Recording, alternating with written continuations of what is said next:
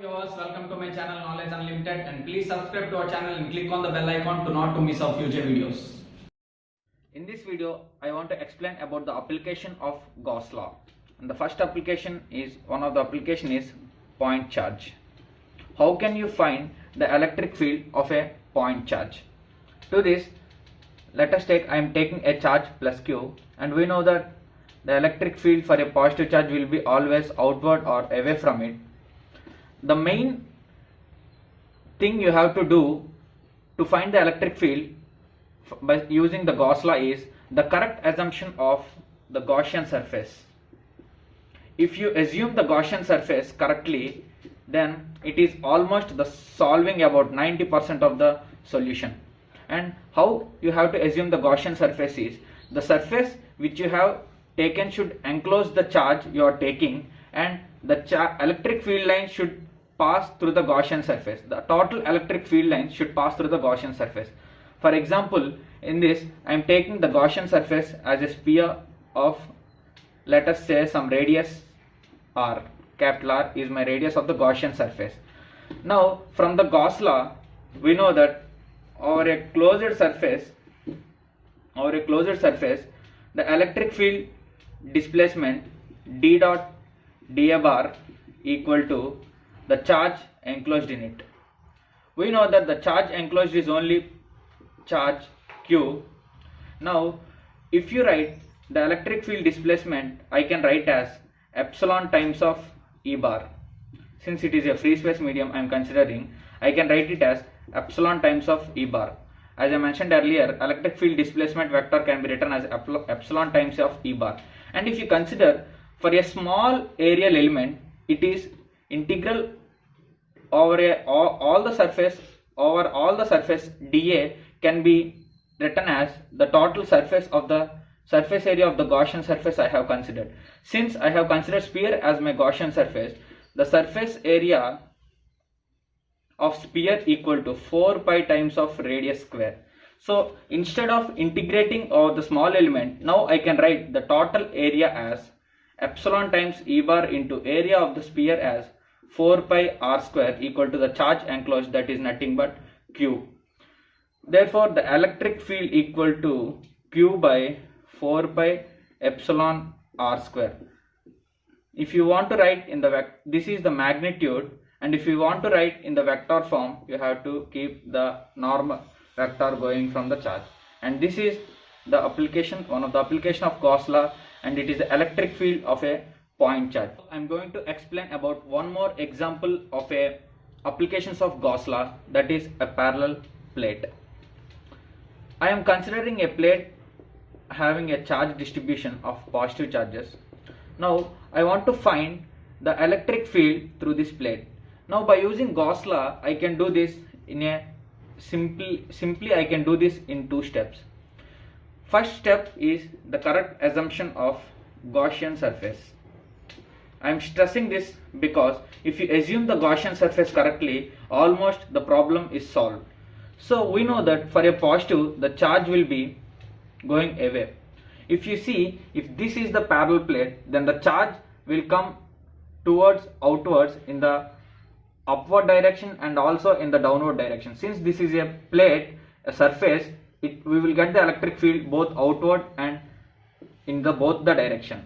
So if you assume the Gaussian surface, you can assume the Gaussian surface as some cylinder also, or you can assume a cube. Suppose I am assuming the Gaussian surface as a cube which is enclosing this plate.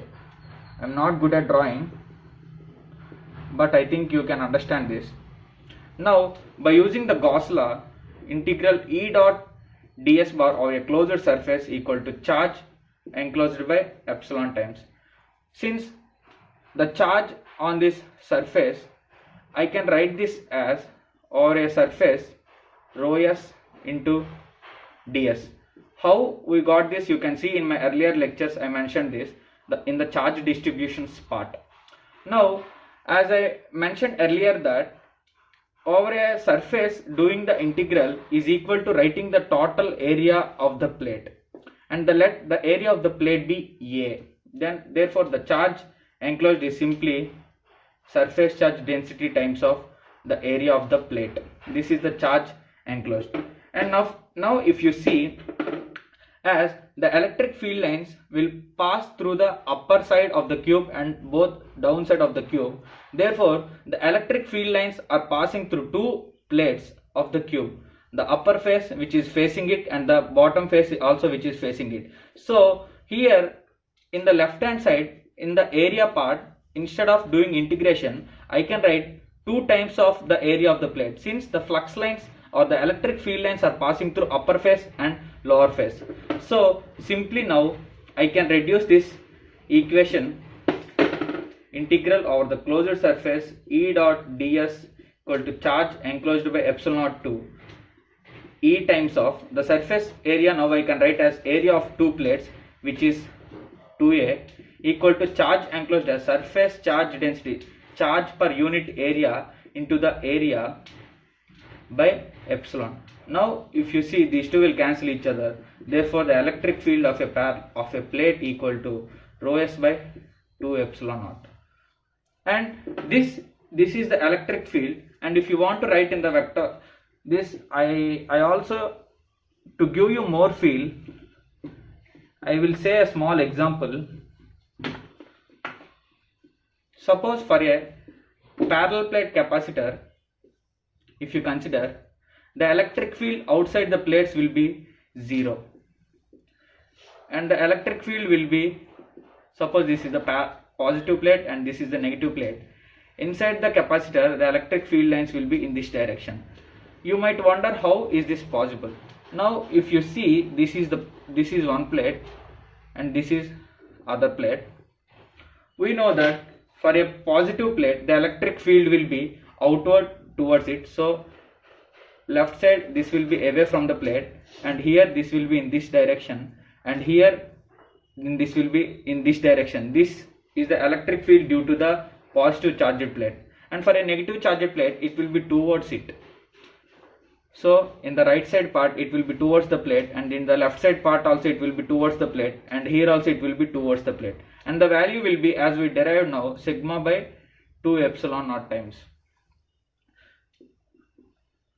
Since these two are of same charge, these two are in opposite directions, cancel each other, and here it is supporting. Therefore in the center of the capacitor it will be sigma by 2 epsilon naught plus sigma by 2 epsilon naught, which equal to sigma by epsilon naught times. So by applying this, you can find the capacitance of the parallel plates, and here that's why, as they are equal and opposite, they cancel each other, and therefore the electric field outside the parallel plates is equal to 0. And that's it for this video, and see you in the next one. Hope you guys enjoyed this video a lot, and please subscribe to our channel for more videos, and you can mention your topics you are feeling difficult with in the comment section for more videos. Thank you for watching, and please subscribe to our channel.